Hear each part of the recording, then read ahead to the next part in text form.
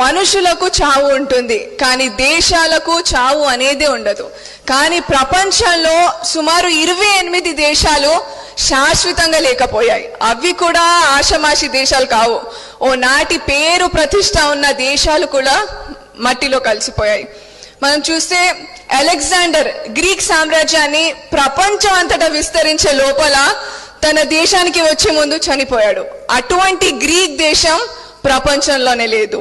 మరియు రోమ్ అనే దేశం ప్రపంచంలోనే లేదు. అదే విధంగా అసిరియా, సుమేరియా, బాబిలోనియా, మెసోపొటామియా, అదే కాకుండా ప్రపంచంలో ప్రసిద్ధగాంచిన దేశం ఈజిప్ట్, దాంట్లో కూడా మిగిలినవి 2, కింద మమ్మీస్ పైన ఆకాశం. మరి ఈ 28 దేశాల సభ్యత సంస్కృతి కాలగర్భంలో కలిసిపోయింది. సో అయినప్పటికీ ఎన్నిసార్లు ఆక్రమణలకు గురైనా, ఎన్నిసార్లు దండయాత్రలకు గురైనా మన దేశ సభ్యత సంస్కృతి షేకులు, హూరులు, బార్బరులు, డచ్ వాళ్ళు, పోర్చుగీస్ వాళ్ళు, ఆంగ్లేయులు ఎన్ని దండయాత్రలు ఎత్తినా, తలకై కిందికి కాళ్ళు మీద పెట్టుకున్న మన దేశ సభ్యతని సంస్కృతిని ఏమి చేయలేకపోయారు.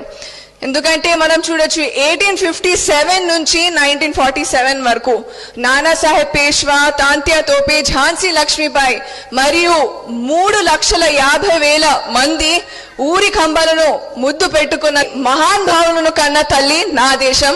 సో ఇటువంటి దేశంలో పుట్టడం నా పునర్జన సుకృతంగా భావిస్తున్నాను.